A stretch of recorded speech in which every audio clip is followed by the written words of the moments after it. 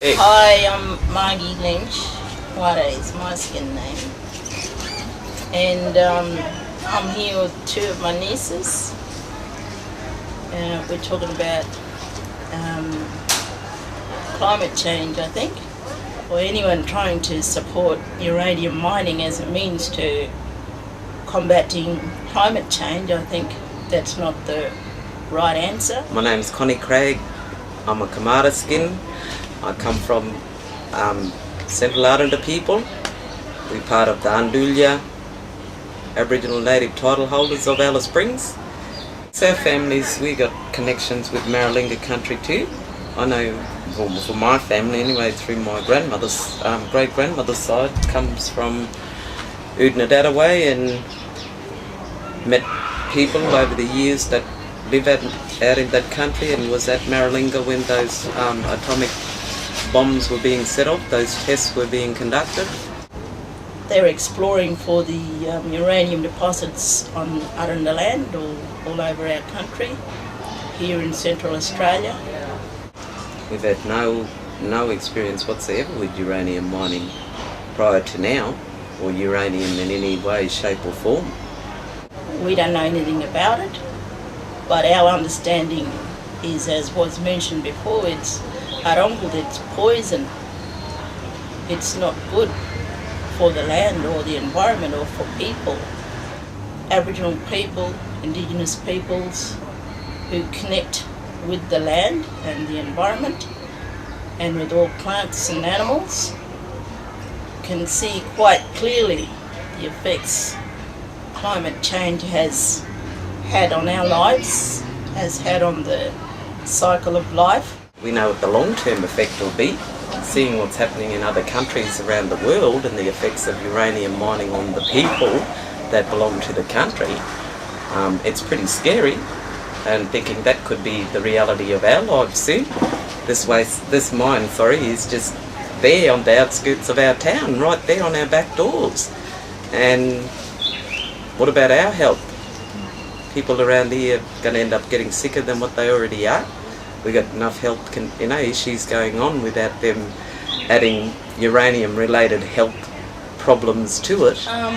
This staff member from one of the mining companies. Camco Pladen.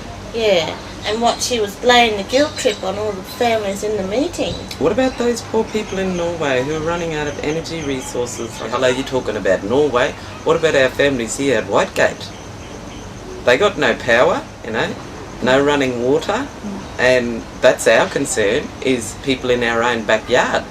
Our traditional elders, our senior elders, who are the people who give us the right to actually have contact with our country. If we didn't have them old people, then we'd have nothing.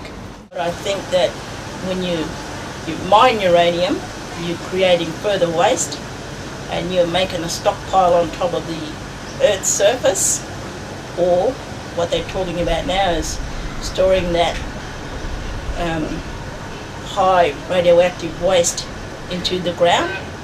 And the way that they've been doing it is to impose, exploit Indigenous peoples and impose new laws or laws onto Indigenous peoples that affect us in many ways.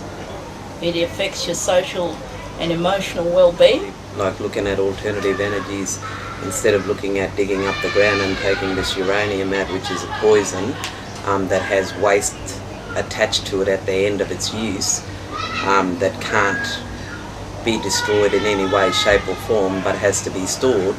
They just want to put it in cement bunkers and in the ground, and you can't tell me that any of that's going to be good. But come on people, sun and wind!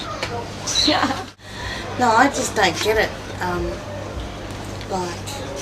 We haven't even dug the poison up, and families are sick. In my mind, sick with greed, because what's happened is it's created a division in families. There's people for mining and for waste dumps, and there are people against. The people that are against don't have the big powers behind us. We're just small voice floating around. So we hope that things like this, conferences like this, will change that. We should more or less be looking at learning from the past, making the changes now for a better future to protect all life, protect that cycle of life, so that we are also thinking about future generations. And we say no to uranium mining.